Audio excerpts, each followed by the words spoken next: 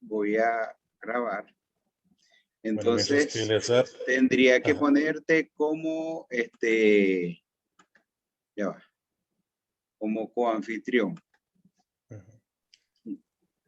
Bueno, Ya va. hermanos, mientras que Eleazar hace eso, voy a volverme a presentar. Mi nombre es Jaime Morales, soy de Costa Rica. Se nota, ¿verdad?, en el acento. Es un placer estar aquí con ustedes.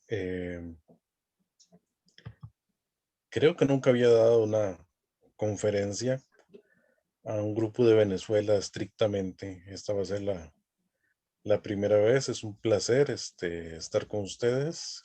Como les dijo Eleazar, yo soy el coordinador de MINS Online, digamos, el primer programa de MINS Online. Em, Aunque luego hemos hecho otros campus virtuales, ¿verdad?, en los cuales inclusive yo he colaborado. Y soy el decano académico regional, ¿verdad?, para el mundo hispano. Vamos a entrar con este curso. Eleazar, estoy de coanfitrión, ¿verdad? ¿Tú sigues de anfitrión? Bueno, lo que pasa es que en realidad no sé cómo, te puse ahí como anfitrión. Entonces, Sí, para yo saber, yo tengo que estar admitiendo, porque hay por lo menos dos personas más tratando de entrar, que son Carlos Vázquez y Leoner Espejo. sí, Los voy a déjame. dejar entrar. Entonces, si bien que me distraigo de pronto, es que estoy haciendo las dos cosas, dándole conferencia y al mismo tiempo, Ajá. Sí, ya es les di, que, ya los admití, Carlos Vázquez y Leoner Espejo están entrando para que ok, sepan, ¿ok? está bien. Déjame Y ver si me ven que de si pronto yo estoy ahí medio, puedo. Lo que pasa es que si yo puedo, por ejemplo, ya, colocarme como anfitrión, pero no creo que elimine lo que tú vas a hacer digamos, en yo sé que pantalla. sí hay forma, pero si no lo han hecho previamente, entonces mejor no ya estamos un poco tarde, ¿verdad? Sí, Creo que el sistema me avisa. ok, dale tranquilo. Ajá. Bueno, hoy vamos a estar viendo una conferencia inicial, ¿verdad?, del curso de Fundamentos de Pastoral Juvenil. Es uno de muchos cursos que he escrito, tal vez es el curso inicial. He escrito varios relacionados con Ministerio Juvenil y Pastoral Juvenil, ¿verdad?, como Fundamentos de Pastoral Juvenil, Administración del Ministerio Juvenil, Consejería Juvenil, Posmodernidad y Juventud, Consejería Vocacional. O sea, hay varios relacionados con el tema de Ministerio Juvenil, ¿verdad? Tanto que uno podría graduarse con una mención en Ministerio Juvenil si así lo desean los estudiantes, ¿verdad? Que es parte de lo que permite MINS, especialmente cuando trabajamos en línea. Em, Vamos a entrar ya propiamente en el tema. Ya hemos orado. Déjeme nada más asegurarme que funciona. Entonces, la conferencia hoy va a ser un panorama de la pastoral juvenil, va a ser de una forma introductoria, ¿verdad?, al curso en forma general. Entonces, vamos a tener esta conferencia primera, que va a ser un panorama de la pastoral juvenil. Es una conferencia primera y única, ¿verdad? ¿Y qué vamos a hacer en esta noche? Bueno, vamos a definir qué es la pastoral juvenil, a quién le corresponde hacer la pastoral juvenil, cuál es el método de la pastoral juvenil y cuáles son las modalidades de la pastoral juvenil. Entonces, ya entrando en tema propiamente, vamos a hablar qué es pastoral juvenil. Ok, ¿qué es la pastoral juvenil? Bueno, muchas veces la palabra pastoral juvenil se ha asociado al catolicismo, ¿verdad? El catolicismo romano, porque ellos fueron los primeros que empezaron a hablar de este término, ¿verdad? Básicamente casi llamándole así a sus reuniones. Pero vamos a ver que este concepto es mucho más amplio. Por otro lado, vamos a decir lo que no es la pastoral juvenil. A veces es bueno también decir lo que no es. No es una moda, no es que como en muchas iglesias hay pastores de jóvenes ahora, entonces empezamos a hablar de pastoral juvenil. No, no es una moda, es una necesidad. O sea, sencillamente en las iglesias, poco a poco, a través de los años, nos hemos dado cuenta que tenemos una población de jóvenes que necesitan cierto tipo de atención y cuidado pastoral, que tienen necesidades diferentes, que tienen intereses diferentes y que tenemos que atenderlos. Es igual, o sea, cuando hablamos de cuidado pastoral en general, muchas iglesias por mucho tiempo fueron adultocéntricas. O sea, se concentraban más en la pastoral de los adultos, quizás hasta pecaminosamente pensando en que son los que dan diezmo, pero hay otras poblaciones, ¿verdad? La iglesia no solo está compuesta por adultos, sino que la iglesia está compuesta por niños, por jóvenes, por adultos y ahorita podríamos decir hasta por adultos mayores que también tienen unas necesidades particulares diferentes. Entonces sí, básicamente vamos a decir que surgió por ser una necesidad. Ahora, antes de definir qué es pastoral juvenil, vamos a definir primero qué es un pastor. ¿Ok? Vamos a empezar con lo más básico. ¿Qué es un pastor? O sea, ¿qué nos dice la escritura, la Biblia, acerca de lo que es un pastor? Vamos a decir que un pastor, tomando desde un inicio, ¿verdad? Vamos a decir que es alguien llamado para cuidar la grey. O sea, recordemos que es una imagen bíblica tomada eh, de los tiempos bíblicos. Ok. Alguien tomado, bueno, es una imagen tomada de los tiempos bíblicos, eh, donde realmente había pastores cuidando ovejas. Y de ahí es que la Biblia toma la imagen cuando nos llama a los creyentes ovejas, que somos cuidados primero por un buen y gran pastor que es Jesús, pero que también hemos sido dejados a cargo de pastores locales. Entonces vamos a decir, el pastor es alguien que se encarga de cuidar la grey. Cuando a mí me preguntan cuál es la función principal de un pastor, es el cuidado pastoral. Dicho sea de paso, muchas veces creemos que la función principal de un pastor es predicar y no necesario, o sea, no es predicar en el sentido eh, como en forma, ¿cómo se llama? Única. No, la función principal del pastor es el cuidado pastoral, es cuidar las ovejas.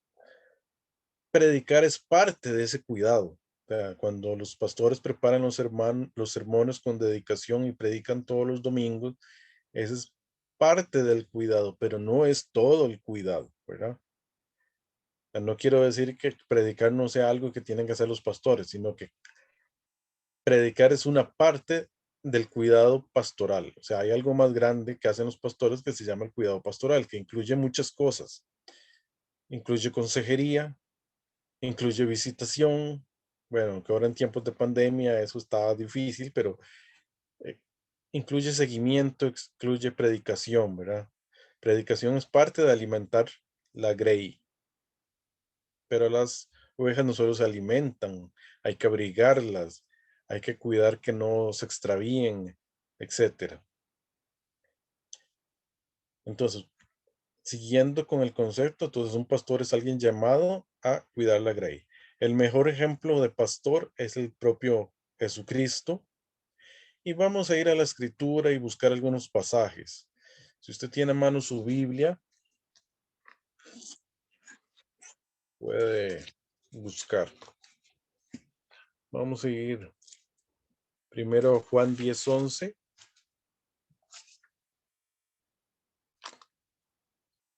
Deme un segundo mientras que busco.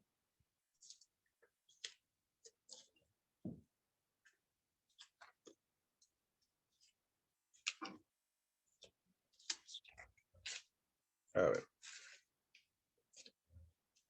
Busquemos en la escritura el Evangelio de San Juan, capítulo 10, versículo 11. Dice así: yo soy el buen pastor. El buen pastor su vida da por las ovejas. ¿Ok? Vamos a otro pasaje más, Hebreos, la epístola a los Hebreos, capítulo 13, versículo 20. Segundo.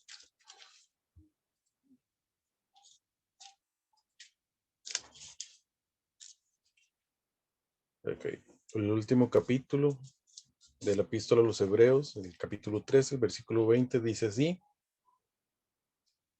y el Dios de paz que resucitó de los muertos a nuestro Señor Jesucristo, el gran pastor de las ovejas, por la sangre del pacto eterno. Y vamos ahora a Primera de Pedro 5, 4. Y dice así: y cuando aparezca el príncipe de los pastores, vean que se le llama el príncipe de los pastores, vosotros recibiréis la corona incorruptible de gloria. Y para terminar, Primera de Pedro 2:25, que dice, a ver, Primera de Pedro 2, no, perdón, sí, Primera de Pedro 2:25.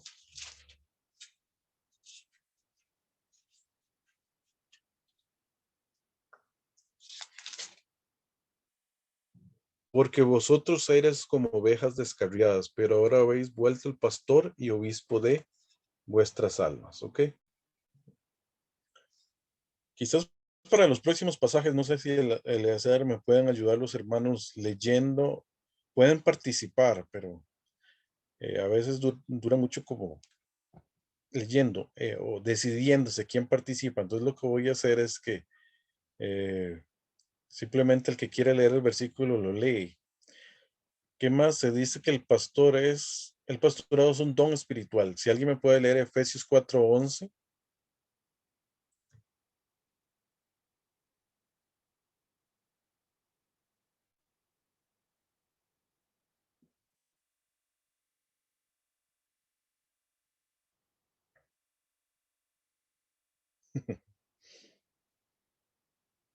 Eso es lo que pasa en Zoom cuando pedimos que alguien lea el versículo, ¿verdad?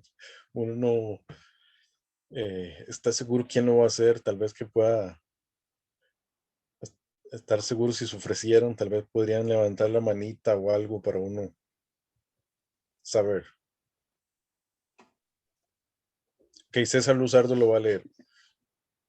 Voy, Efesios 4:11 dice, y él mismo constituyó a unos apóstoles, a otros profetas, a otros evangelistas, a otros pastores y maestros. Fue Jesús mismo el que constituyó, entre muchas cosas, a los pastores. También en la escritura el pastor se le llama anciano u obispos.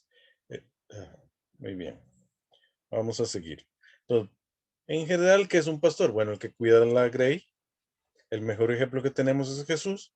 Sabemos que es un don espiritual y también en la escritura se le ha llamado anciano o obispo, para resumir esta diapositiva. Ahora, aunque parece muy obvio, pero ahora recordemos que estamos definiendo pastoral juvenil. Entonces, para eso primero pensamos que era ser pastor. Ahora, aunque parezca muy obvio, definamos que es un joven. Porque aunque parezca mentira, ¿verdad? Aunque usted no lo crea, a veces no tenemos claro, ¿verdad? Simplemente creemos que tenemos jóvenes en la iglesia, pero no nos hemos puesto a pensar realmente qué es un joven. Entonces, vamos a primero decir, es una etapa de vida. ¿Ok? En palabras sencillas, es una etapa de vida que va después de la niñez y antes de la adultez. En la Biblia sí utiliza varias veces la palabra juventud, o sea, la Biblia sí reconoce que es un periodo de vida. Aparece la palabra adolescencia en algunas ocasiones en la escritura, pero es más como un paralelismo sinónimo de la palabra juventud. Entonces usted va a ver cuando, si estudia bien, cuando la palabra utiliza la palabra adolescencia, eh, también lo utiliza como sinónimo de juventud. ¿Por qué? Porque en las pocas veces que aparece la palabra adolescencia en la Reina Valera, que es la que normalmente utilizamos en América Latina, las pocas veces la está usando en un pasaje que la figura literaria es un paralelismo sinónimo y lo utiliza al mismo tiempo que juventud. Cuando algunos me preguntan, bueno, ¿y qué palabra usaba antes de la Reina Valera 60? Porque realmente la palabra adolescencia es una palabra nueva, relativamente hablando.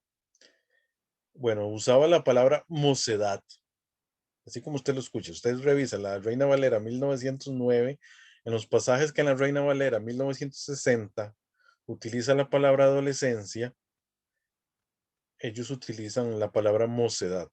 Entonces, primero, entonces vamos a decir que es una etapa de vida, ¿ok? ¿Qué es ser joven? ¿Qué es la juventud? Es una etapa de vida. En términos sencillos, vamos a decir que en la escritura es sinónimo de la palabra adolescencia y nosotros también. Entonces vamos a utilizar como sinónimos las palabras juventud y adolescencia. Hay toda una discusión si la palabra adolescencia, adolescente o adolescencia debemos utilizarlas, dado que muchas personas piensan que es una palabra despectiva.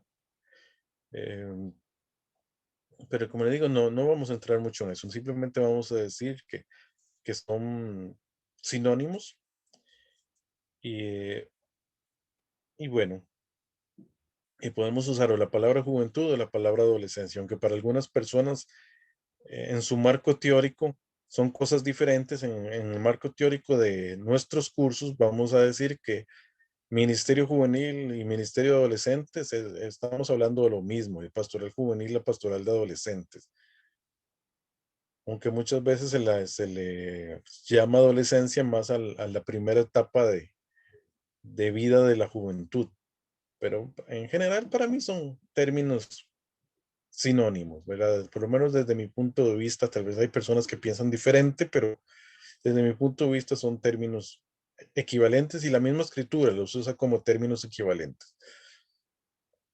Ok, ahora es muy fácil decir que es una etapa de vida que inicia, eh, que está en medio de la niñez y la adultez, pero realmente ¿cuándo termina la niñez e inicia la juventud? Y quisiera saber si alguno por ahí me puede dar la respuesta o ponerla en el chat, ¿verdad? Yo la puedo leer si quieren poner sus respuestas en el chat, pero en todo caso, ¿cuándo inicia? O sea, ¿en qué momento de vida es que termina la niñez y empieza la juventud?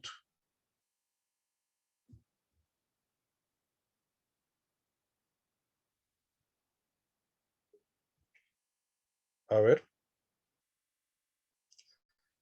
me dice que pudiéramos estar hablando entre los 10 y 11 años. Bueno, me dice UGAP, que no estoy muy seguro qué significa UGAP. Tal vez si me puede poner en el mismo chat quién es exactamente el que está hablando. Ok. ¿Alguna otra respuesta? Bueno, Fernando me dice que a los 12 años.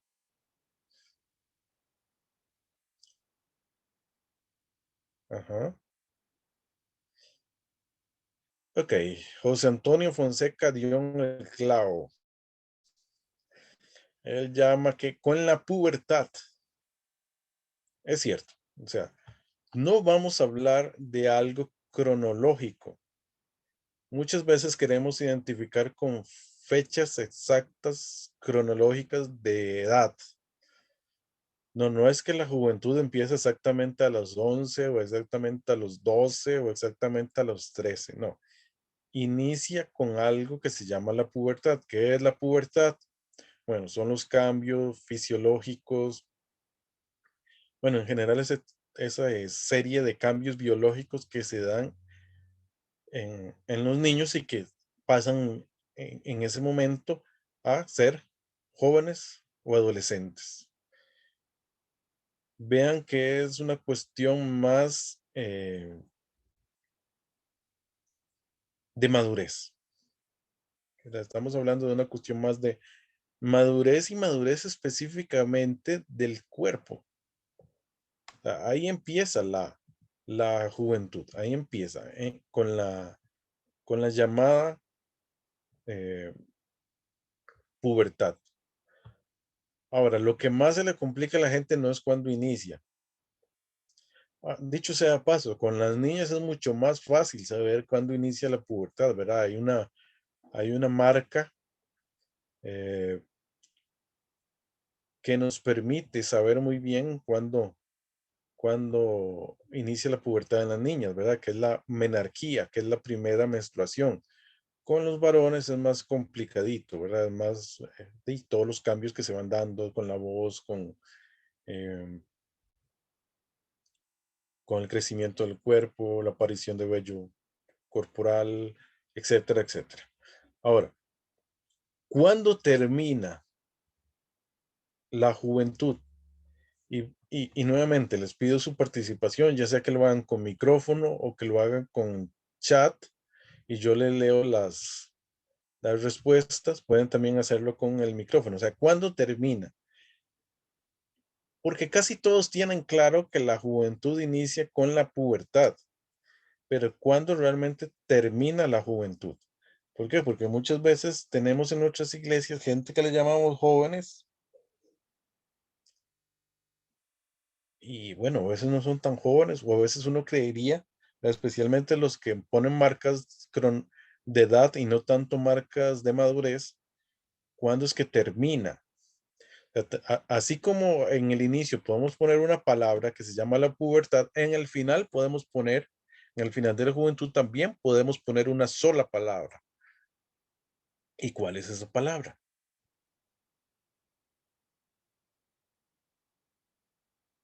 Porque usted me puede decir, bueno, no, es que la juventud se acaba a los 18 años. O la juventud se acaba a los 25. O la juventud se acaba a los 30. O algunos dicen, no, la juventud es un estado mental. No, realmente, ¿cuándo acaba la juventud? A ver, y quiero participación. Estoy viendo a ver si alguno participa. Recuerden que pueden preguntar, ¿verdad? También y participar, ya sea a través del chat o si quieren pueden usar el micrófono. Creo que no hay problema con ello.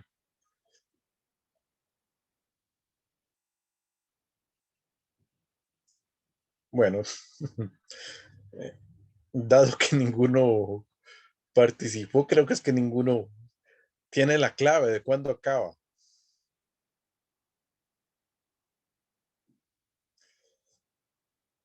Bueno, la palabra clave es independencia. ¿Sí? ¿Cuándo acaba la juventud? Cuando se es independiente. Independiente económicamente y emocionalmente, ¿verdad? En una cuestión de madurez. ¿Cuándo realmente una persona deja de ser joven? Cuando es independiente. Ya sea lo más marcado es que se case o que deje la casa al menos y se vaya a vivir solo, que se pueda mantener económicamente la persona, aunque sabemos que en nuestra cultura muchos se quedan en casa de sus padres, pero que por lo menos la persona trabaje y pueda comprarse sus cositas, sus cosas personales, aunque muchas veces quedan en casa de papá y mamá. Entonces, ahí sería que se da la independencia. Por supuesto, no es marcado cuando usted se casa y se va de casa, que es lo más tradicional en nuestra cultura, aunque sabemos que hoy en día no necesariamente para irse de casa hay que irse casado. Mucha gente se va a vivir soltero. Eh, ¿Hay alguien que tiene el micrófono prendido?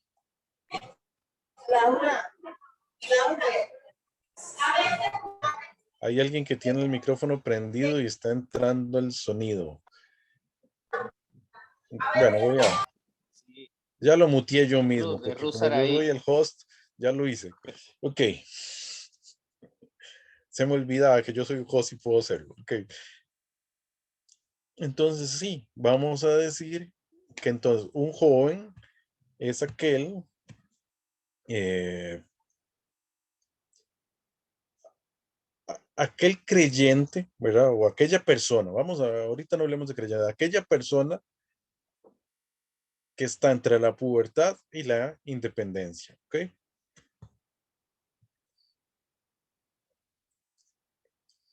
Entonces, ¿qué es la pastoral juvenil? Ya resumiendo, teniendo claro que es un pastor y que es un joven. Es el cuidado integral de un miembro de la iglesia en la etapa de desarrollo conocida como juventud o adolescencia. Entendiendo la juventud o la adolescencia como esa etapa que va entre la pubertad y la independencia. Vean que con esta definición de joven tiene que ver con madurez, no tiene que ver con una edad específica. Significa que si a una niña le llegó la menstruación y le inició la pubertad a los 11 años, a esa edad empezó a ser jovencita. Y significa también que si tenemos en nuestra iglesia alguien de 35 años, por ejemplo, que todavía sigue mantenido por sus padres y no es en nada independiente, sigue siendo un joven también. ¿Ok? A pesar de que cronológicamente uno no esperaría que siga siendo, que lo sigamos llamando joven, pero es que hay que entender que es un fenómeno que se está dando, o sea que tenemos lo que podemos llamar jóvenes tempranos, ¿verdad? Que son eh, n- niños y niñas que le llegó que entraron a la pubertad en una etapa, en una edad cronológica antes de lo esperado. Igual tenemos jóvenes tardíos, ¿verdad? Que todavía siguen dependiendo económicamente de sus padres, son personas que todavía siguen dependiendo de sus padres, especialmente en la parte económica, y que tienen una edad que uno esperaría que no, ¿verdad? Que ya es una edad donde debieran haber sido independientes. Entonces, sí, hay que entender que hoy en día se da ese fenómeno. Eh, en uno de los cursos que yo doy de Ministerio Juvenil, que es Posmodernidad y Juventud, precisamente hablamos de que la sociedad se está adolescentizando, porque el modelo muchas veces de perfecto es el modelo de la juventud, ¿verdad? Porque es una etapa ideal donde se tienen em, no sé, ciertos derechos, ciertos privilegios, pero no se tiene tanta responsabilidad. Entonces, sí, es muy fácil mantenernos en la juventud o querer mantenernos en la juventud eterna, ¿verdad? Y tenemos personas así que quieran seguir siendo dependientes porque le da cierta facilidad, cierta comodidad. Ok, cuando hablamos de pastoral juvenil, vamos a decir que es el cuidado en todas las áreas, no solamente el área espiritual. Por eso decimos que es el cuidado integral. Recordemos que los pastores no solo velamos por las almas, velamos por la totalidad del ser humano. Para Dios es importante todo ese desarrollo de la persona, no solamente de la parte espiritual, porque todas las cosas influyen. Ahora, ¿quién debe hacer pastoral juvenil? Vamos a la siguiente pregunta. Primero el pastor, o sea, ¿quién es el primero llamado a hacer la pastoral juvenil? El pastor de la iglesia, o sea, por más que haya pastor de jóvenes y haya líderes de jóvenes, o sea, no se puede negar que Dios ha puesto en las manos de los pastores a todos los miembros, no solo a los adultos, sino también a los jóvenes y a los niños de la congregación.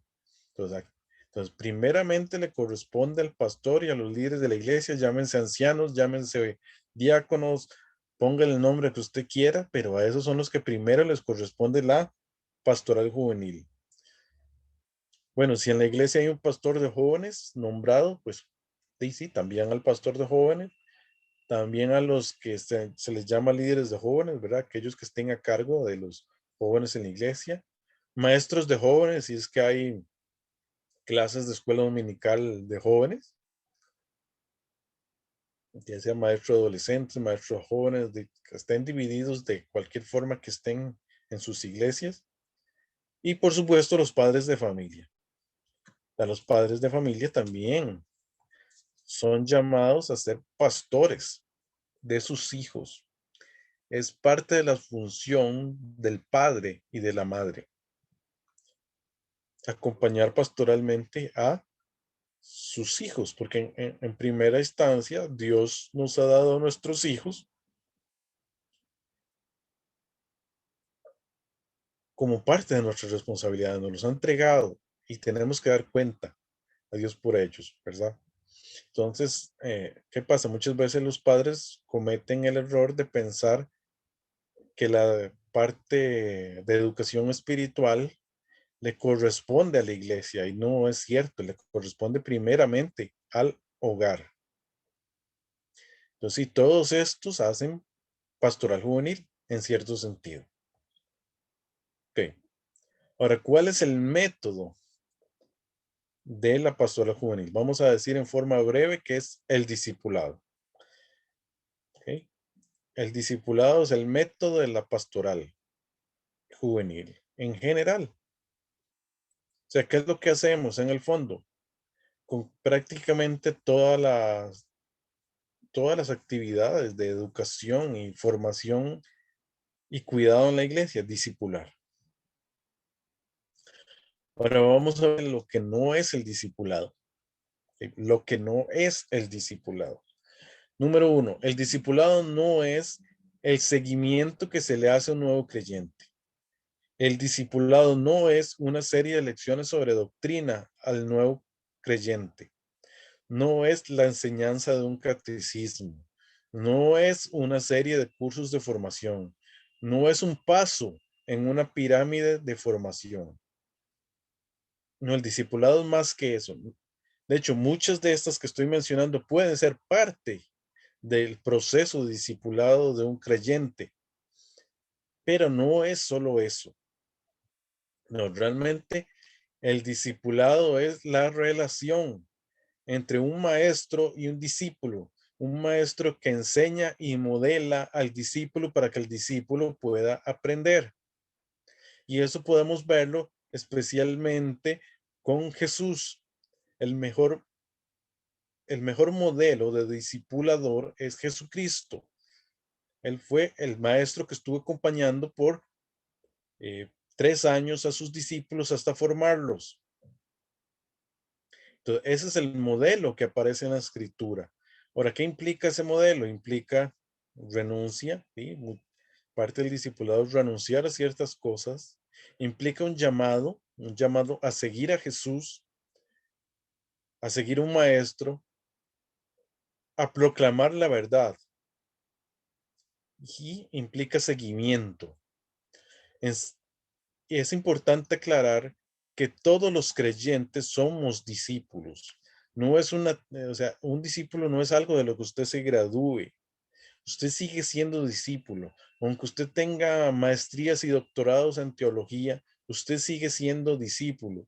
Aunque usted sea pastor, usted sigue siendo discípulo. ¿Por qué? Porque primeramente somos discípulos del gran pastor, del príncipe de los pastores, que es Jesucristo. Y sí, seguimos en ese proceso de discipulado. Cuando estemos en la gloria, terminaremos el proceso de discipulado. Antes de eso, todos los creyentes son discípulos. Entonces, es un error pensar que es solo una parte en la vida inicial del cristiano, que es como a veces mucha gente lo ve. No, el discipulado es constante y siempre estamos constantemente siendo discipulados y formados. ¿Por qué? Porque prácticamente discípulo es sinónimo de creyente. Solo que tiene más el sentido de una persona que está aprendiendo. Entonces el discipulado dura toda la vida. Entonces, cuando hablamos de discipulado como método de la pastoral juvenil, estamos hablando que los pastores de jóvenes o aquellos que pastorean jóvenes, que ya dijimos que son muchas personas, los padres de familia, los pastores, los líderes de jóvenes, los maestros, etcétera, lo que están haciendo es haciéndose cargo del discipulado de los jóvenes en cierto periodo de vida. Ahora hablemos de modalidades de pastoral juvenil. Básicamente existen dos modalidades de pastoral juvenil que también son las mismas modalidades de pastoral de cualquier población. Llámense adultos, llámense niños, llámense adultos mayores. ¿Ok? Dos modalidades nada más, que son modalidad individual y modalidad grupal. Jesús usó ambas modalidades. O sea, Jesús, que como nuevamente, ¿verdad? Es el modelo del gran pastor, el buen pastor, el príncipe de los pastores, hubo momentos donde dio grandes discursos a multitudes. Sí, atendió a muchísima gente simultáneamente con sus sermones, donde enseñó a grandes cantidades de personas, donde todos los que lo seguían, que eran muchísimos,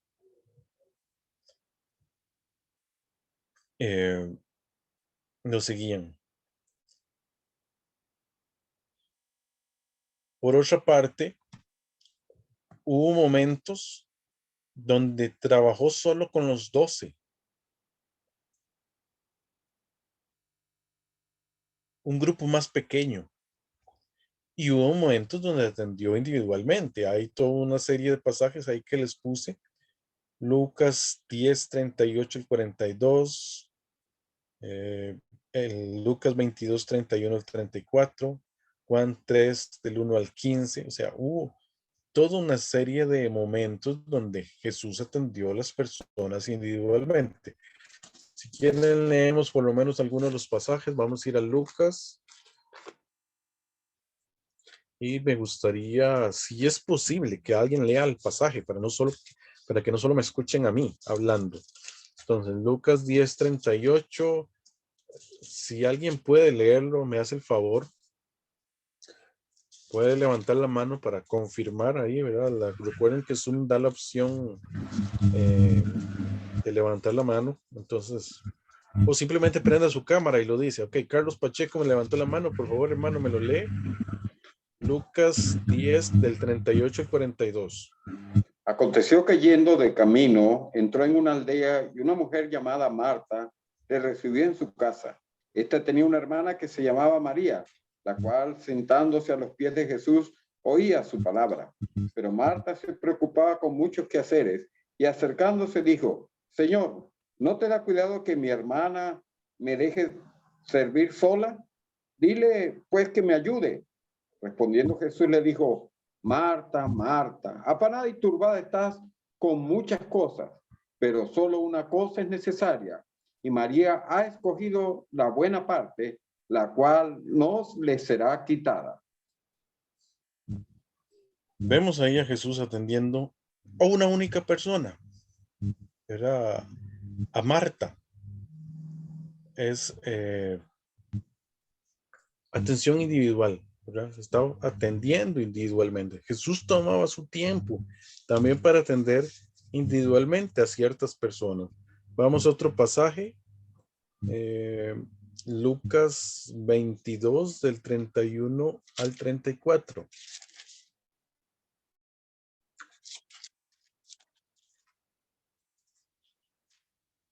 Tal vez otro hermano, si pudiera leérmelo.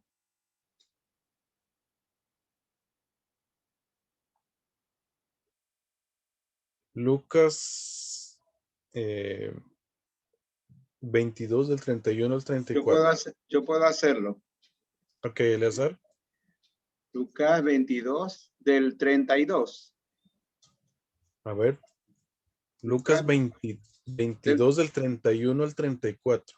Dijo también el Señor: Simón, Simón, Satanás os ha pedido para zarandearos como a trigo, pero yo he rogado por ti para que tu fe no falte, y tú, una vez vuelto, confirma a tus hermanos. Él le dijo: Señor, estoy dispuesto a ir contigo no solo a la cárcel, sino también a la muerte. Y él le dijo: Pedro, te digo que el gallo no cantará hoy antes que tú me niegues 3 veces que me conoces. Bueno, el siguiente pasaje también es muy amplio. Bueno, en ese último que acaba de leer el pastor Eleazar, es básicamente Jesús hablando con Pedro. Y el último es Juan 3 del 1 al 15. No lo vamos a leer porque es un poco largo, pero todos recuerdan, ¿verdad? Cuando hablamos de Juan 3, ¿cuál pasaje estamos hablando? El de Jesús conversando con quién.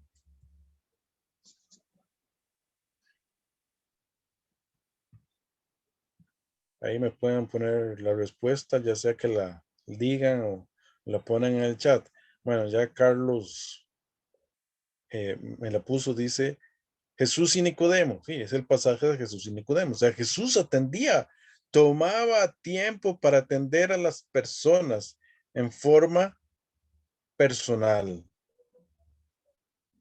Hermano Carlos, si gusta, baja la mano, ¿verdad? Pone la opción de bajar la mano para no confundirnos y no estar yo pensando que es que está levantando la mano. Entonces simplemente le da la opción de apagarla. ¿Ok? Vamos a seguir. Entonces, vamos a hablar que Jesús usaba tanto pastoral individual, donde atendía a personas en forma específica, como muchas veces lo hacía a grandes grupos de personas y a veces con grupos pequeños, como cuando trabajaba con los 12 discípulos. Ok, ahora, hablemos un poquito más de la modalidad individual ya hoy en día. ¿Cuánto los pastores hacemos modalidad individual? Por ejemplo, ¿cuándo damos consejería? ¿Verdad? Que esto puede ser más formal o menos informal, pero también cuando damos bueno, ahí lo puse, sí, hay un curso específico de MINS que tiene que ver con esto, uno que yo escribí, que es cuando damos orientación académica y vocacional, o sea, cuando nos vienen con preguntas específicas de consejería, pero en esta parte, ¿verdad? Un poco cuando quieren, atendemos casos que tienen que ver con el llamado, con los dones, eh, aún con los estudios, con la carrera que van a seguir, con la universidad, etcétera. Que eso se vuelve muy importante en la etapa de la juventud. Hay otra parte que yo llamo aclarar la conversión. ¿Y qué es lo que pasa? Muchos de los jóvenes que tenemos en nuestras congregaciones son cristianos de segunda, tercera y hasta cuarta generación. ¿Con qué me refiero a esto? Muchos de los jóvenes que tenemos en nuestra iglesia, sus papás son cristianos y a veces hasta sus abuelos son cristianos, ya ahí serían de tercera generación. Y a veces hasta sus bisabuelos son cristianos, ¿verdad? Que ahí ya sería cuarta generación. Entonces, ¿qué es lo que pasa? Muchos de los jóvenes que nacen en familia cristiana, muchas veces creen que son que son cristianos porque vienen de una familia cristiana, porque nacieron en una familia evangélica. Mis papás son cristianos, yo soy cristiano.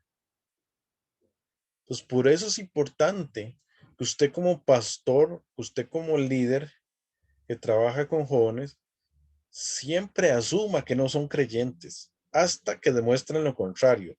Que esa es una frase que usaba uno de mis pastores, Roberto Venegas, que él decía que él trataba a los jóvenes como no creyentes hasta que demuestren lo contrario. Sí, muchas veces tenemos que aclarar si realmente son creyentes o no, porque a veces nos llevamos sorpresas. Cuando usted le hace preguntas a los jóvenes que es mejor hacerlo en forma individual, no grupal, porque si usted pregunta en forma grupal, te repiten las mismas respuestas que dan otros. No, lo mejor es que usted lo haga en forma individual, que usted se siente con cada joven, cada jovencita, cada jovencito, y les pregunte, bueno, Carlitos, por poner un nombre, Carlitos, ¿vos sos cristiano? Sí, pastor, yo soy cristiano. Ah, bueno. Y, y dime, ¿qué te hace ser cristiano? ¿Por qué eres cristiano? Ah, pastor, es que mis papás son cristianos y toda la vida yo he venido a la iglesia. Por ejemplo, es una respuesta. De hecho, una respuesta como así ya te da una luz de que tal vez él tiene una mala comprensión del cristianismo. O te pueden responder cosas así, porque se lo han aprendido de memoria. Pastor, yo soy cristiano porque he aceptado a Jesús en mi corazón. Bueno, y Juan, dime, para ti, ¿qué significa haber aceptado a Jesús en tu corazón? Eh, pastor, yo la verdad no estoy muy seguro. Entonces hay que tener cuidado, o sea, ellos tienen que tener claro. O sea, cuando usted le pregunta a un joven, ¿por qué es cristiano? Es una pregunta clave, porque muchas veces nos topamos sorpresas. Como vemos al muchachito o a la muchachita, ¿verdad? Bien portados, que se comportan como cristianos, pero muchas veces han aprendido a ser evangélicos por cultura. Les decía, bueno, aprenden a comportarse como evangélicos, como cristianos, pero no necesariamente han entregado su vida a Cristo. Eso es algo que es personal, que cada persona en su momento debe hacer.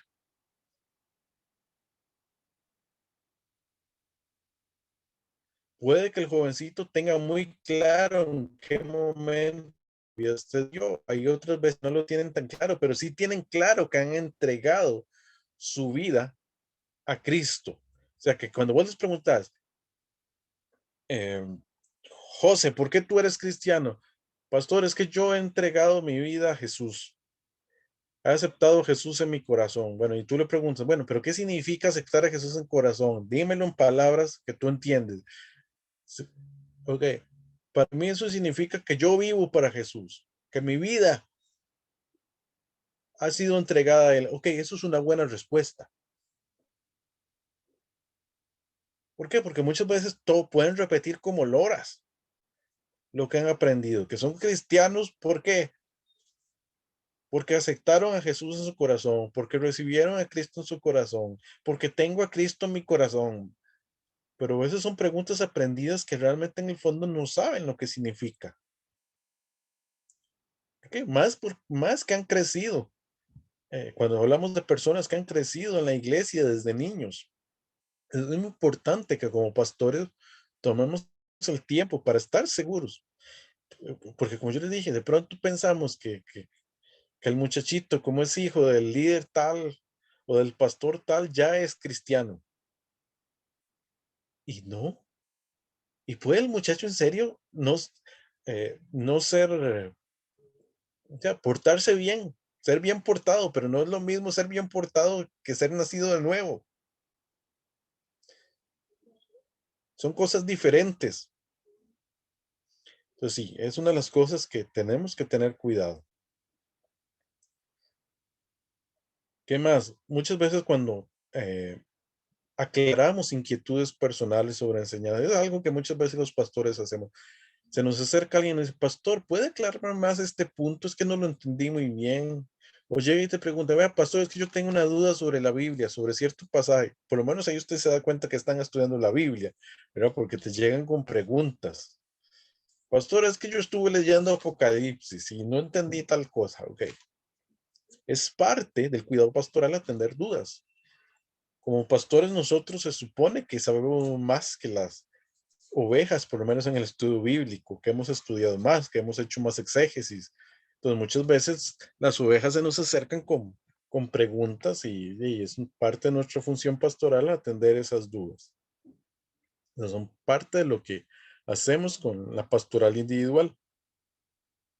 ¿Qué más? Bueno, la formación de líderes potenciales es una parte muy importante de lo que es la pastoral individual, ¿verdad? Atender desde cosas como llamado hasta pedir a las personas eh, que sirvan en determinadas cosas y formarlos para ello, para darles la capacitación adecuada. Con respecto a estos encuentros con personas en forma individual, puede ser algo planeado o no, puede ser formal o informal. Lo importante es que como líderes y pastores creamos, o sea, logramos crear esa empatía para poder hablar, ¿verdad? Con las ovejas. Ahora, en el caso particular de la pastoral juvenil, de las ovejas que son jóvenes, que crear, quiero hacer una aclaración importante porque muchos adultos, ¿verdad? Porque si usted es joven no es tanto problema, pero muchos adultos cometen el error que para buscando ser empáticos, actúan como adolescentes, se visten como adolescentes, hablan como adolescentes y le pasa tanto a líderes como hasta los propios padres. Cuando usted escucha frases como, es que yo quiero ser amigo de mi hijo o de mi hija, ahí estamos mal. Porque una cosa es querer que nuestros hijos nos tengan confianza a querer ser amigos de ellos. O sea, no, ellos no necesitan amigos. Para eso ellos tienen los amigos de su edad. No necesitan un papá y una mamá. Y cuando nos busquen para ayuda, ellos lo que están buscando es la ayuda de papá y mamá, no la ayuda de sus amigos. Están esperando que yo actúe como papá, que actúe como mamá, no como un amigo. Para eso buscan a sus amigos de su edad. Igual, es lo mismo con un pastor. Cuando buscan un pastor, cuando buscan un líder de la iglesia, un líder de jóvenes, un maestro de jóvenes, están buscando un adulto que les dé un consejo más sabio, no otro igual a ellos. Entonces, tener mucho cuidado, ¿verdad? Que empatía no es actuar como joven, actuar como adolescente. Nunca debemos caer en ese error. Las personas tienen que actuar de acuerdo a su edad. Si yo soy un adulto de mediana edad, tengo que actuar y vestirme y comportarme como un adulto de mediana edad. Nunca debo parecer ser menor, ¿verdad? Eh, hay un problema emocional y inmadurez y yo intento parecer más joven de lo que soy.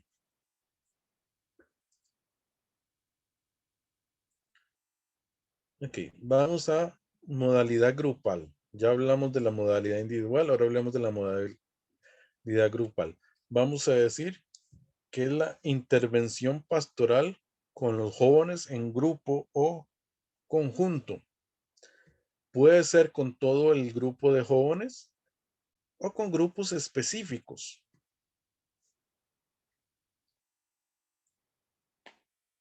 Estamos hablando cuando ya trabajamos con los jóvenes como grupo. Antes era trabajar individualmente como personas, ¿verdad? En la modalidad individual. Ahora, puede ser con todo el grupo completo, con todos los jóvenes de la iglesia, o que hagamos grupos específicos por alguna necesidad en particular. Algunos ejemplos, ¿verdad? De lo más claro, el ejemplo más sencillo es lo que ya hemos llamado sociedad de jóvenes muchas veces, o grupo de jóvenes, red de jóvenes. Hay varias formas que se le ha dado a esta reunión, pero básicamente se refiere a la reunión periódica de todos los jóvenes de la iglesia que generalmente se asigna en un día en particular. En la mayoría de países de América Latina lo han asignado el día sábado aunque no necesariamente. Hay reuniones de jóvenes, yo he visto a veces viernes, a veces domingo, domingo en la tarde, cosas así, ¿verdad? Pero tradicionalmente lo que he visto más es que generalmente se reúnen sábados. La sociedad de jóvenes, grupo de jóvenes, es una reunión que se hace con un propósito fijo, que no cambia y que guía año tras año la visión de este ministerio. ¿Qué sería ese propósito fijo? Por lo generalmente es formar a los jóvenes, ¿verdad? De acuerdo a sus necesidades. Algunos autores han definido ese propósito, ¿verdad? Entonces voy a poner algunos ejemplos. Por ejemplo, Félix Ortiz, pastor español, dice que este propósito puede ser que los jóvenes vivan y piensen como Jesús, que sean como Él. Por otro lado, Lucas Leis dice que los jóvenes alcancen la madurez cristiana. Otra definición que he visto en algunos grupos es ganar, formar y enviar, donde sería ganar jóvenes para Cristo, formarlos, ¿verdad? Discipularlos y enviarlos, ya sea a integrarlos al servicio cristiano o enviarlos a la obra misionera, al evangelismo personal, local. ¿Okay? Es importante que las sociedades de jóvenes están para eso. ¿Para qué? Para ayudar a los jóvenes a madurar, a formarse. No están para entretener.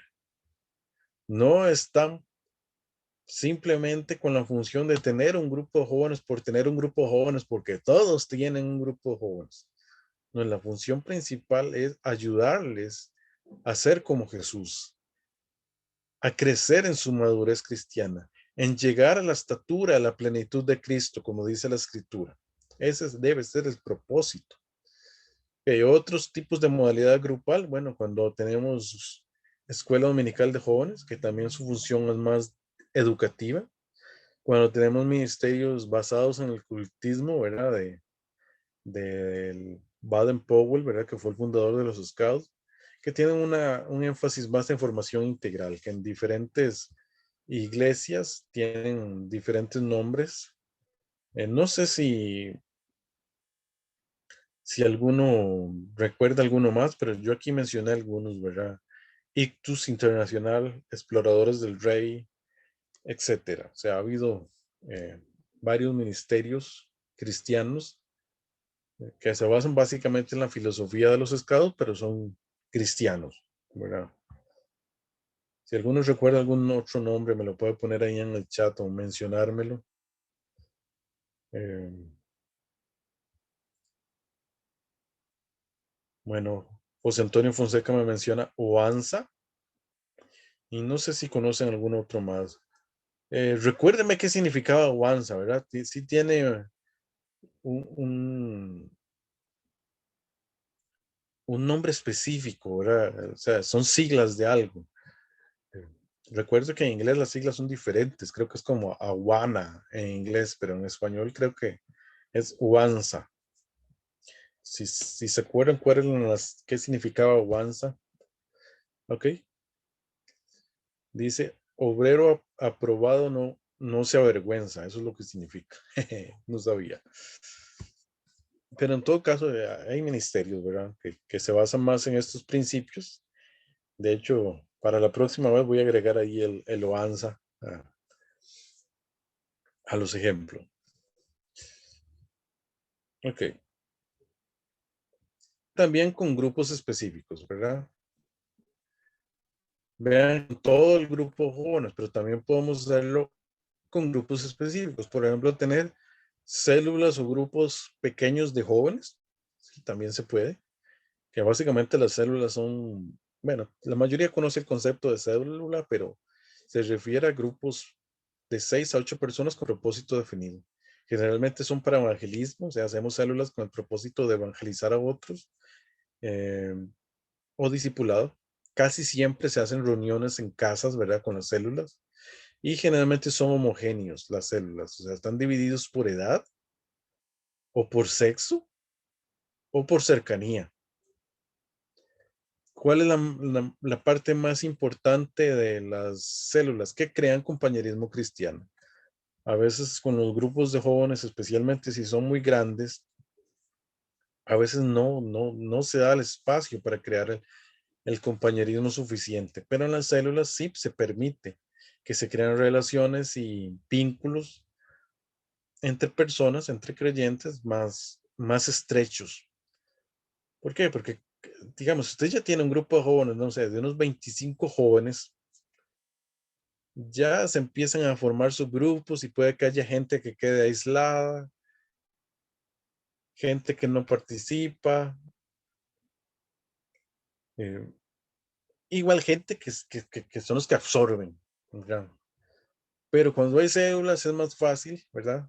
Cuando son unos pocos, 6 a 8 personas, es más fácil es que todos participen. Por supuesto, esto depende de la realidad del grupo. Si usted tiene un grupo que tiene 12 jóvenes, por ejemplo, no tiene mucho sentido hacer células. Pero si ya tiene un grupo más allá, tal vez sí valga la pena, ¿no?, tener, tener células. O sea, todavía con unos 12, entre ellos hay una relación. Aunque siempre, aún con 12, a veces pueden quedar algunos más o menos aislados, pero simplemente que usted como pastor ponga atención a eso y darle el seguimiento adecuado. ¿Qué más? Grupos específicos, por ejemplo, el ministerio universitario. Hay ministerios que trabajan específicamente con universitarios que tienen necesidades particulares. Muchas veces son interdenominacionales y están en las universidades. Eh, los ejemplos más claros que tengo son, ¿cómo se llama? La Cruzada Estudiantil para Cristo. Y bueno, los movimientos que pertenecen a la comunidad internacional de estudiantes evangélicos. Por otro lado, podemos hacer grupos homogéneos específicos para tratar con ciertas necesidades. Por ejemplo, podríamos hacer un taller que dure cierta cantidad de sesiones. Ya aquí no estamos hablando de grupos que se reúnan en forma fija, sino eh, de que podamos reunirnos por cierta cantidad de tiempo. Por ejemplo, un taller para adolescentes embarazados. Ya nos dimos cuenta que tenemos, no sé, 2 o 3 adolescentes embarazadas en nuestra iglesia. Bueno, se les puede hacer un grupo particular para ellos para tratar ciertos temas desde una consejería prenatal, ¿verdad? Para prepararlos eh, a las nuevas retos y necesidades que van a tener, por ejemplo. O puede haber un grupo de parejas de jóvenes que están pensando en casarse. Entonces, en vez de atenderlos individualmente, como son varios, podemos hacer un grupo específico para hacer la respectiva preparación prematrimonial. Otro grupo podría ser que tenemos un grupo que está por entrar a la universidad, 2 o 3 o 4 muchachos en nuestras iglesias que están por entrar a la universidad. Y entonces podemos hacer un taller específico para elección vocacional,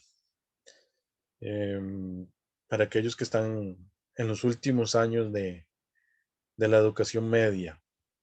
Ahí puse finalizando la preparatoria, pero es que la última vez que lo di, la última vez que di esta conferencia la di en México y ellos le llaman preparatoria los últimos años eh, de la educación media.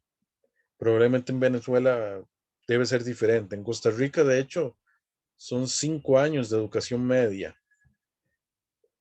a veces 6. Eh, y, y aquí en Costa Rica nada más les llamamos el colegio, así se les llama. Pero en cada país el contexto es diferente. Lo que me refiero es a esa educación media, ¿verdad? Que es la educación de los muchachos entre los más o menos 13 o 12, 13 hasta los 18 años más generalmente, ¿ok?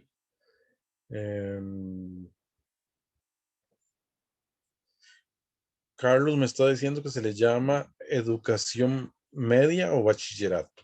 ¿Okay? Aquí se le llama parecido, educación media, bachillerato, pero en una forma más técnica, en forma más popular, la gente le dice el colegio, refiriéndose a eso, ¿verdad? No sé si en Venezuela habrá alguna palabra igual así más popular.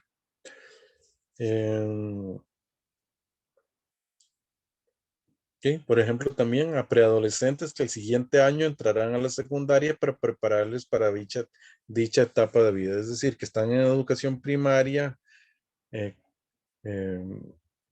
y entran a van a entrar a la secundaria. Entonces podemos aprovechar para darles un taller a ellos sobre los retos que van a enfrentar al entrar al primer año de educación media, ¿verdad? O sea, muchachos, niños o ya casi no niños, ¿verdad? Que están en el último año de primaria, entonces prepararlos para su ingreso al primer año de educación secundaria. Me dice Carlos, ¿verdad? Que, bueno, que también a la educación media o bachillerato se le llama el liceo. Ok, entonces estos son ejemplos, ¿verdad? De cómo atender en forma grupal con grupos homogéneos, o sea, que grupos que están unidos por algún factor en específico para tratar necesidades particulares. Okay, vamos a seguir. Hablemos un poquito más con la modalidad grupal, bueno, que son muchas las diversas formas de pastoral colectiva que se pueden desarrollar con los jóvenes. Lo recomendable es integrar 2 o 3 de estas formas para tener un ministerio más relacional y efectivo. Sé que es lo ideal. Bueno, que lo mínimo que haya en su iglesia sea sociedad de jóvenes y escuela dominical para jóvenes. Podría ser, por ejemplo, lo mínimo. Si no se tiene alguna de las dos, bueno, tratar de complementar con otra, tener sociedad de jóvenes y células para jóvenes. O tener sociedad de jóvenes y avanza. Por decir algo, ¿verdad? Ahora, ¿qué hemos hecho? Ya voy a ir finalizando. Creo que hemos visto en forma general esta parte. Luego Eleazar me recomendará si abrimos otro tema o nos quedamos aquí. Pero hasta ahora lo que hemos hecho es definir qué es la pastoral juvenil, a quién le corresponde la pastoral juvenil, cuál es el método bíblico de la pastoral juvenil, verá que hablamos que era el discipulado, y cuáles son las modalidades de la pastoral juvenil. Entonces, repasando, ¿qué es la pastoral juvenil? Es el cuidado pastoral de los miembros de la iglesia que están en la etapa conocida como adolescencia y juventud, que empieza con la pubertad y termina con la independencia. ¿A quién le corresponde la pastoral juvenil? A los pastores, a los padres de familia, principalmente a esos dos, pero también a los líderes de jóvenes, a los maestros de jóvenes, a los pastores de jóvenes. ¿Cuál es el método bíblico de la pastoral juvenil? El discipulado. Entonces, ¿cuáles son las modalidades o las formas que hacemos ese discipulado? Bueno, a través de la atención individual, que puede ser con la consejería, bueno, hay una serie de formas de atender individual, atender dudas, etcétera. Y con la modalidad grupal, que sería con la Escuela Dominical de Jóvenes, con la Sociedad de Jóvenes, con ministerios escultistas como ANSA, con células para jóvenes y con atención a necesidades específicas. Es lo que hemos visto hasta ahora en esta noche. Y con eso termino esta primera parte, que era simplemente como un panorama, y pues introduciendo un error en la diapositiva. Era un panorama con respecto a la pastoral juvenil. Quisiera saber si hay preguntas. Primero, o sea, han estado poco preguntones. Entonces, antes de definir si seguimos con otro tema o lo dejamos ahí, me gustaría saber si hay preguntas. Sí, pueden hacer cualquier pregunta al doctor Jaime, por favor.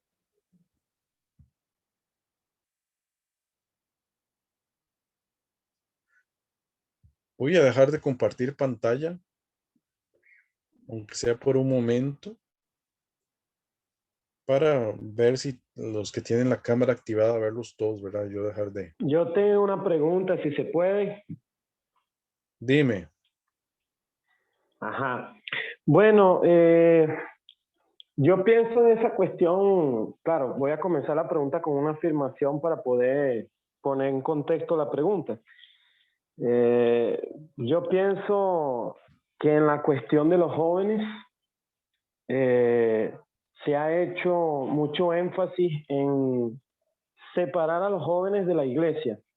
En muchas iglesias se ve al grupo de jóvenes como una iglesia aparte, ¿no? Claro, eso no es nada más con los jóvenes, también ocurre con las damas, con los caballeros, cuando se piensa en separar los grupos. Entonces, mi pregunta sería, ¿cómo trabajar con los jóvenes de manera correcta, pero haciéndoles entender que ellos no son una iglesia aparte, sino que son parte de un todo, son parte de la iglesia de Cristo? Y también de la iglesia local, ¿no? Sí, entiendo la... Sí, yo creo que tiene que ver hasta con el manejo que dan el pastor y los líderes a la iglesia. ¿Qué es lo que pasa? Vean, hermanos, vean, hay que ser honestos. Muchas veces las iglesias son adultocéntricas. ¿Ok?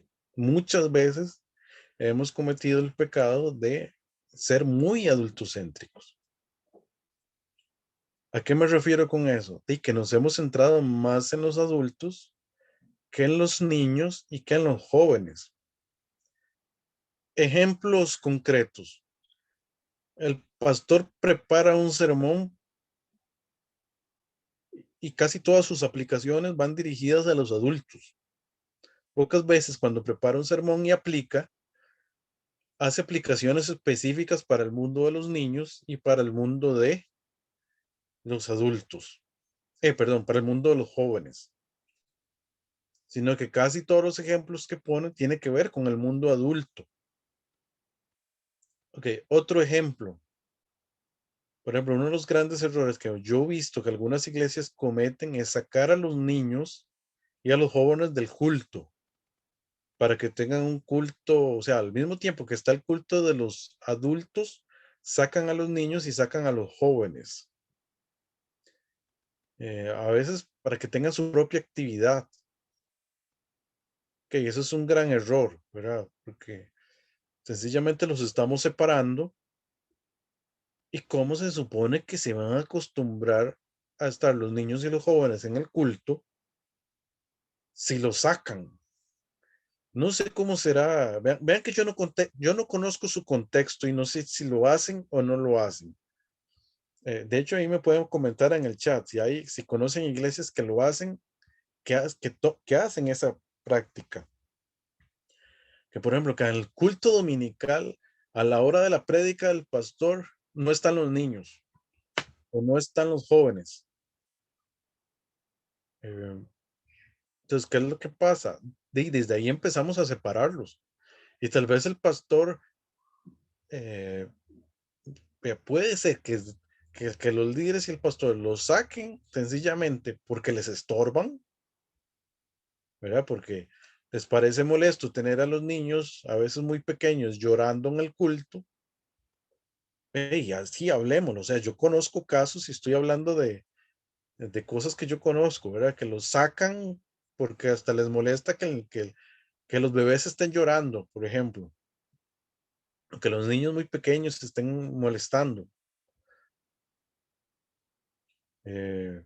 Hasta que digan, hasta que sea por una función, ¿verdad? Equivocadamente piensan, no, es mejor que ellos tengan su propio culto de niños o es mejor que tengan su propia actividad de jóvenes para que llene más, eh, para que llene más las necesidades. Para mí eso es un error. O sea, hay que admitirlo. Es un error. Los niños tienen que acostumbrarse y los jóvenes a estar en el culto. Alguien me puso en el chat que hay, que por ejemplo, que muchos sacan a los niños, bueno, que nosotros sacamos a los niños de 8 años o menos al culto infantil. Sí, se puede tener un culto infantil. Yo honestamente, a través de los años, ¿qué es lo que pasa?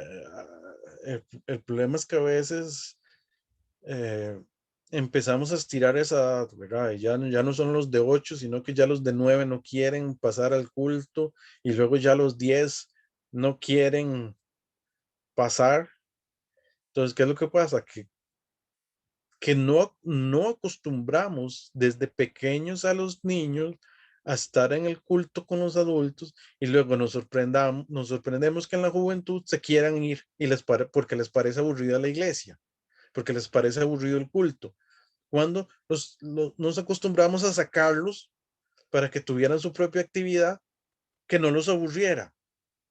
Entonces sí, hay que tener mucho cuidado con eso. O sea, eh, es más, yo en particular, yo les recomendaría, bueno, si quieren tener un culto infantil, no lo tengan todas las semanas. ¿Verdad? Sería como mi recomendación. Que haya ocasiones donde los niños se queden en el culto de los adultos, porque ellos también tienen que acostumbrarse, o sea, son parte de la iglesia. No podemos estar sacando. Ahora, eso tiene que ir acompañado de otra cosa, o sea, con tomar medidas para que los niños y los jóvenes se sientan cómodos y se sientan que son parte del culto. Y vean que no es el culto de adultos, es el culto de toda la iglesia que está compuesta por niños, jóvenes y adultos. Y eso tenemos que acostumbrarnos, o sea, porque el problema es que somos demasiado adultocéntricos muchas veces en las iglesias. Yo le digo a los pastores, bueno, preparan realmente en sus aplicaciones cosas pensando en los niños, preparan, em, preparan cosas en sus sermones pensando en los jóvenes. O sea, me refiero a preparar ilustraciones, preparar aplicaciones, o todo lo están preparando pensando en los adultos. Y sí, yo entiendo el argumento, ¿verdad? De un criterio didáctico de atención, pero hay que tener cuidado. O sea, los niños tienen que acostumbrarse. Si no se acostumbran de niños, no se van a acostumbrar de jóvenes.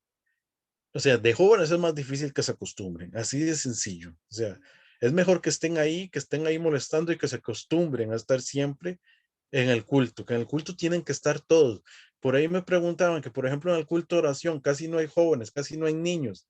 Bueno, es que nos hemos acostumbrado a eso. O sea, los niños se acostumbran que entonces ese no es lugar para ellos, entonces no participan. No, lo que hay que hacer es incluir, hacer cosas dentro del mismo culto donde ellos se sientan incluidos. Por ejemplo, yo les recomiendo a los pastores con los niños, por ejemplo, que hagan una guía especial para que los niños hagan anotaciones en el sermón. Los que saben escribir y los que no, entonces una guía con que sea diga, haga un dibujo relacionado con lo que el pastor está predicando. Por ejemplo, o sea, son cosas que podemos hacer y que no son complicadas, pero yo sí soy de los que creo que un gran error que han cometido las iglesias es tratar de ajustarse tanto a las necesidades de los niños y de los jóvenes que terminan más bien excluyéndolos de toda la congregación y terminamos en lo que dijo un hermano al inicio, ¿verdad? Que casi que se ven, creo que fue el hermano Felipe, ya ahora no lo veo con el, bueno, ahí está, sí, el hermano Felipe González. Sí, sí, estoy Sí, por aquí. ajá. Que muchas veces casi que se vuelven como otra congregación. Y es que muchas veces los mismos adultos y los mismos líderes les hemos formado esa idea con nuestras actitudes, con lo que hacemos, o sea, no es de ellos.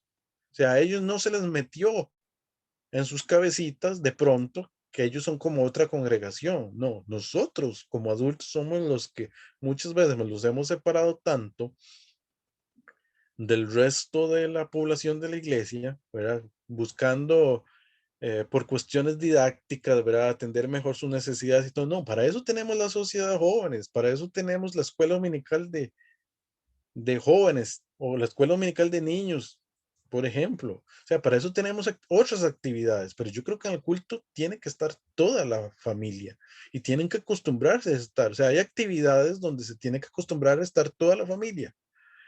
Si no, empezamos a seccionar. Y luego nos lamentamos que cuando esos niños crecen y se hacen jóvenes, se van de la iglesia.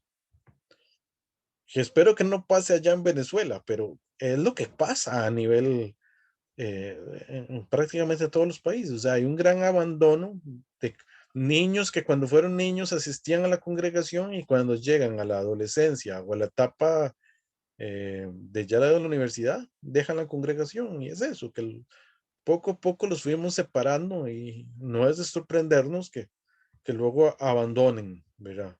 Abandonen la fe, abandonen la iglesia y es porque nunca se sintieron parte realmente. Em, Creo que con eso respondí la pregunta de Felipe. Había otro comentario, déjenme revisar en el chat. Eh, Creo que me lo había puesto el hermano Carlos, me puso cuál es su definición de la madurez cristiana.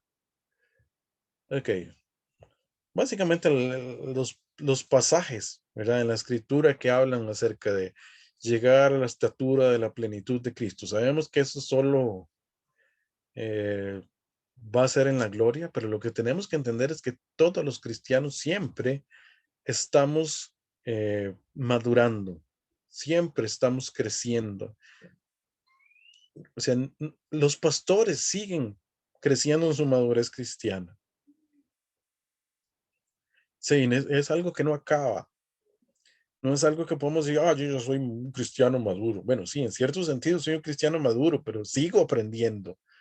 Y en el momento que yo crea que ya no tengo nada que aprender, Dios mío, estoy pecando. Estoy pecando de orgullo. ¿Por qué? Porque todos seguimos creciendo, todos seguimos madurando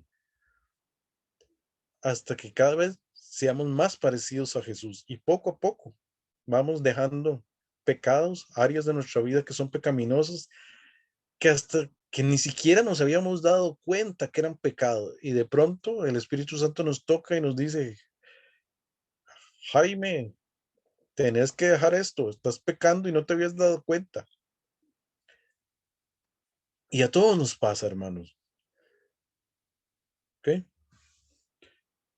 Voy a leer un par de comentarios en el chat. Dice, pregunta UGAP, que no sé quién es UGAP. Me gustaría que, para no llamarle UGAP, que me parece muy informal, me gustaría que me ponga, ok, Víctor Uga, así se llama. Ok, excelente. Víctor dice, ¿qué podemos hacer para un discipulado para nuestros hijos? Bueno, es uno de los grandes retos que tenemos en la iglesia, en Latinoamérica en particular, es que muchas veces no se nos ha enseñado a hacer un discipulado a nuestros hijos. Y es algo que los pastores tienen que dedicar más tiempo y es enseñar a los padres a discipular a sus hijos.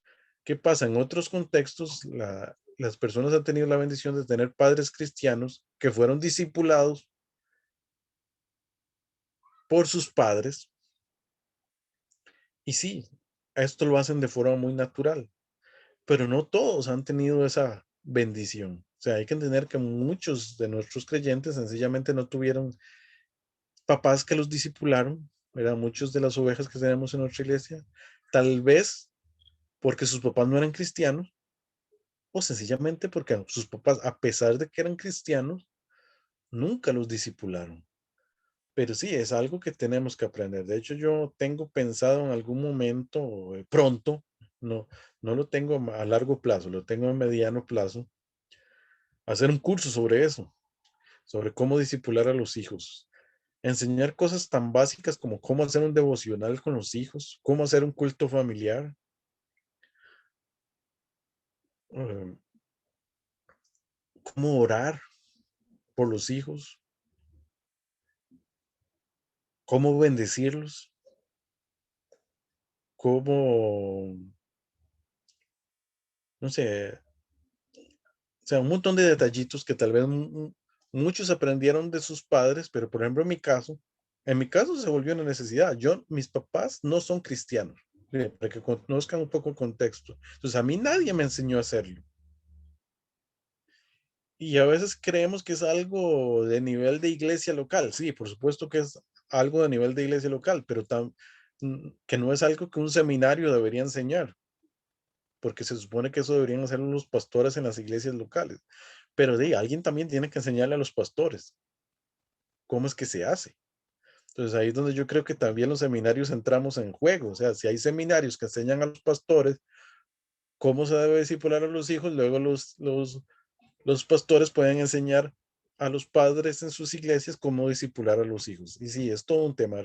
En particular, le responde el hermano Víctor Uga, ajá, que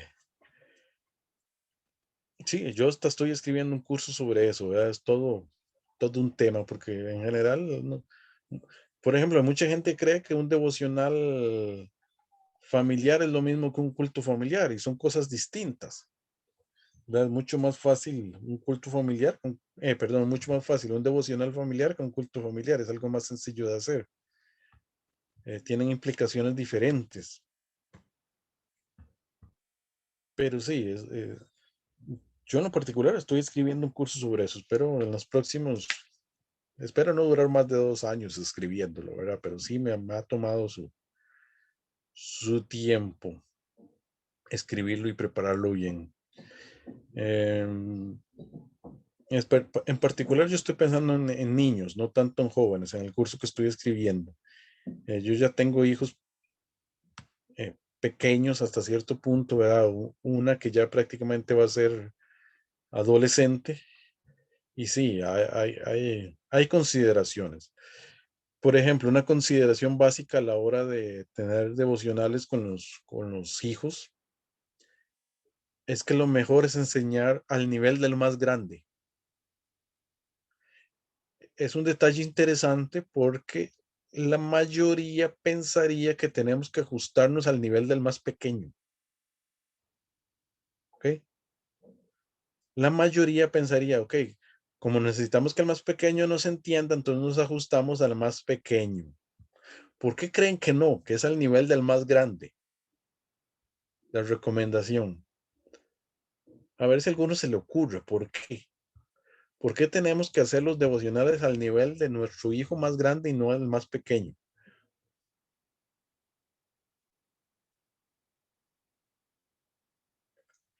Ya está el hermano Felipe despidiéndose. Bueno, bendiciones, hermano. Eh, Vean que ya estamos en la etapa preguntas. No falta mucho para terminar, pero sí me gusta atender las preguntas.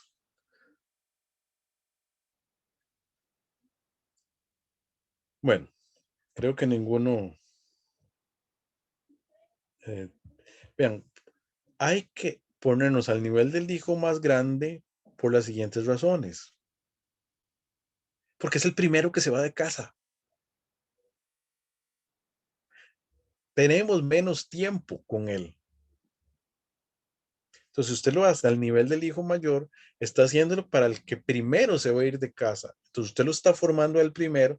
Los más pequeños, aunque no agarren todo,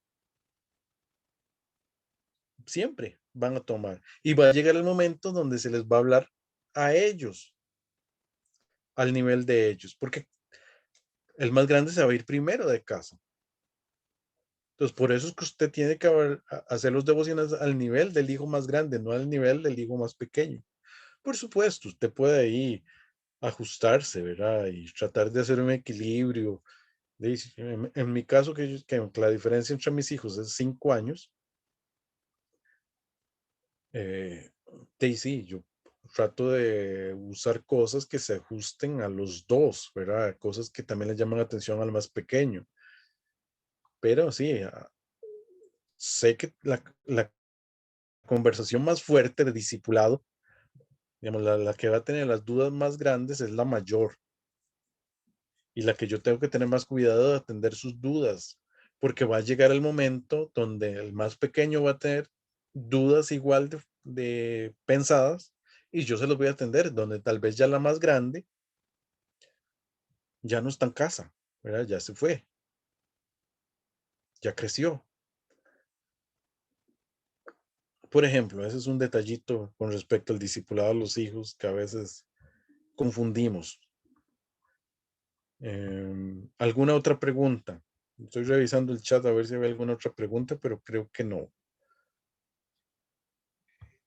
Jaime, nos gustaría que nos dieras así como nos mostrara, por ejemplo, cómo se hace el curso, cuáles son las temáticas del curso y todo eso. Bueno, yo hice un resumen, o sea, la conferencia es un resumen de todo el curso. O sea, más o menos ustedes van a saber ya con la conferencia Ok, de qué ok. trata.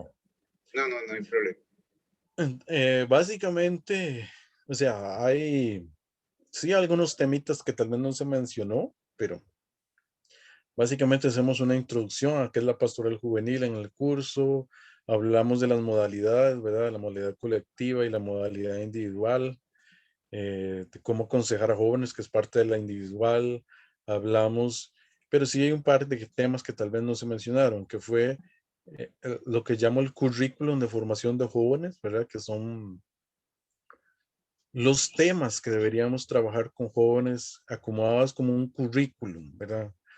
Que debe ser tratada por los diferentes ministerios que tengamos con jóvenes en la iglesia.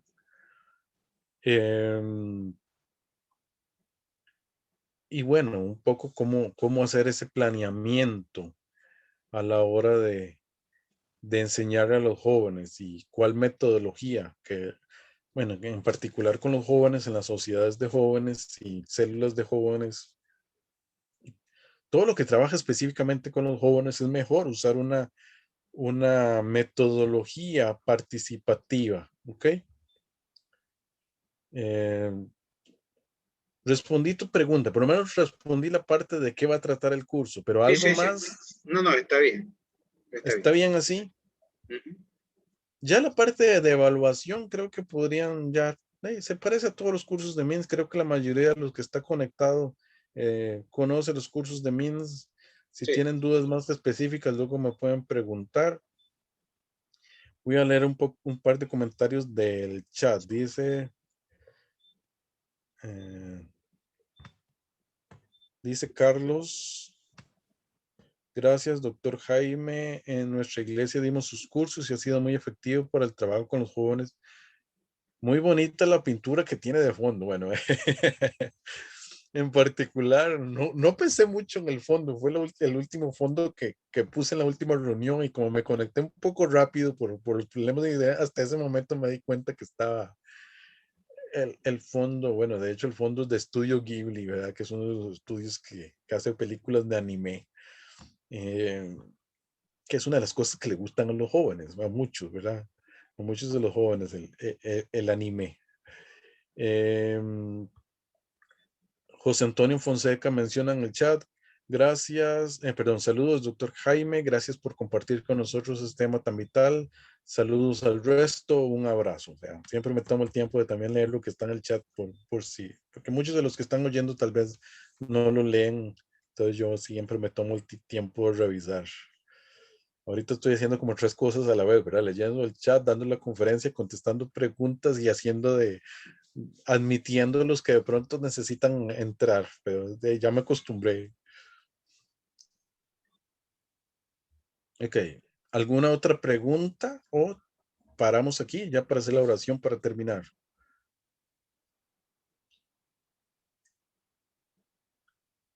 Y ahora sí, literalmente, hable ahora o calle hasta la próxima vez que me puedan tener en conferencia. Ok, Víctor Uga dice, agradecido, hermano.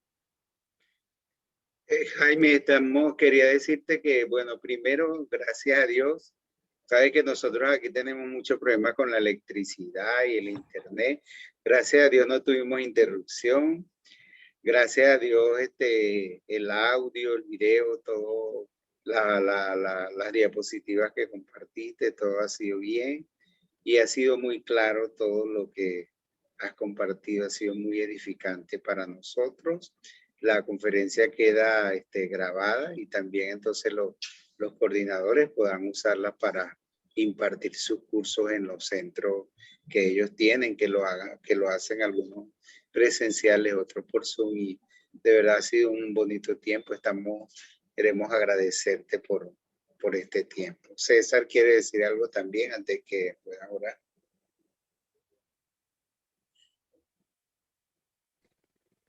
Sí, ya dijiste algo de eso, Eleazar. Era para los hermanos que están ahí como coordinadores, que pueden comunicarse con el pastor Eleazar para tener la grabación de la clase, de manera que puedan pasársela a sus grupos, los que no pudieron participar. Sabemos, como decía el pastor Eleazar, el doctor Morales, para que sepa, pues, tenemos muchos inconvenientes en Venezuela de la luz, de lo que es el internet. Yo estoy en una casa ajena porque no tengo internet.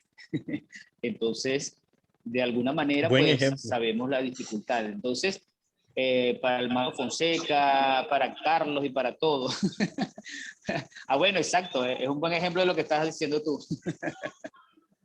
Entonces, hermanos, agradecemos.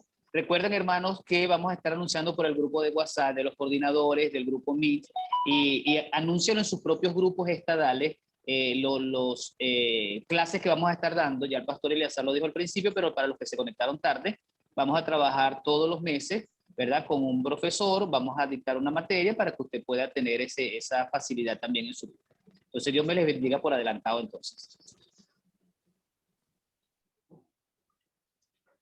Un último mensaje ahí en el chat, dice Ruth Saraid. Bueno, puros emojis, ¿verdad? Mano, luego dice Beck, creo que era la bandera de Venezuela, y un corazón, ¿verdad?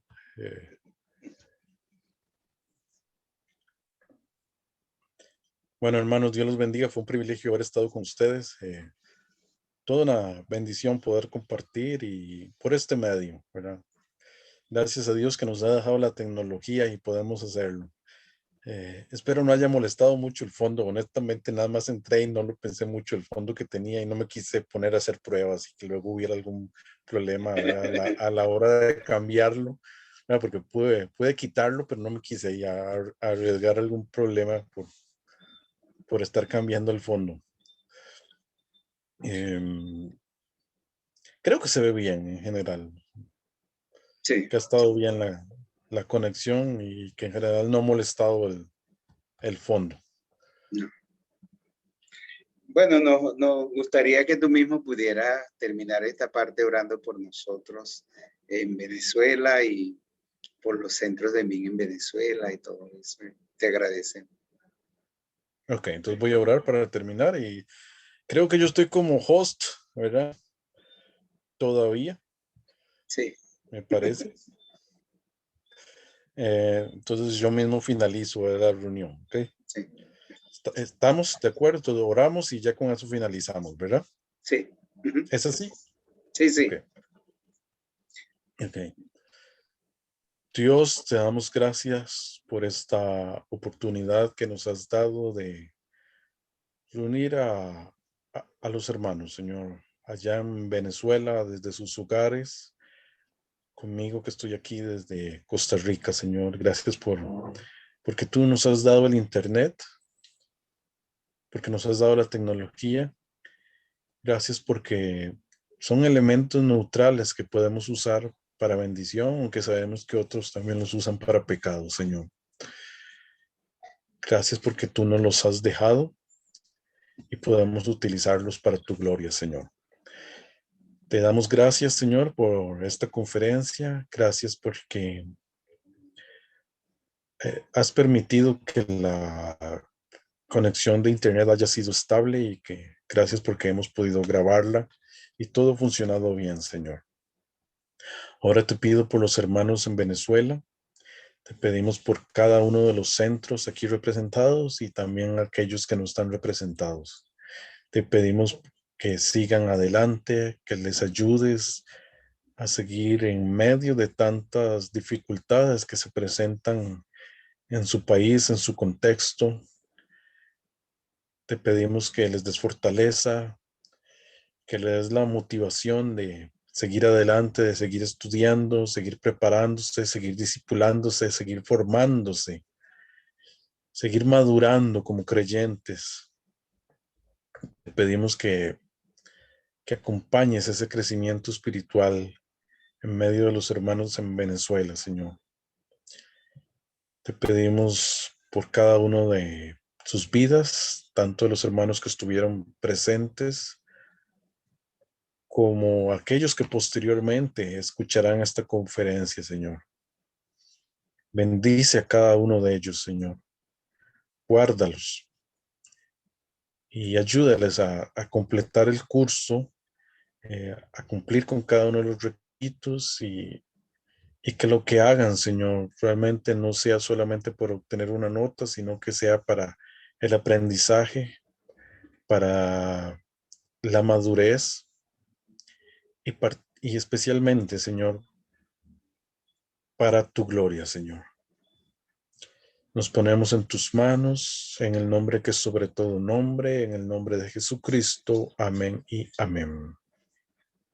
Amén. Bueno, Gracias, Jaime. Gracias a todos. Que el Señor les bendiga. bueno, hermanos, Dios los bendiga. Contacto. Dios me les bendiga. Estamos en contacto. Ajá. Leo que Carlos dice, gracias hermano, excelente introducción, bendiciones. Bueno, hermanos, Dios me los bendiga a todos.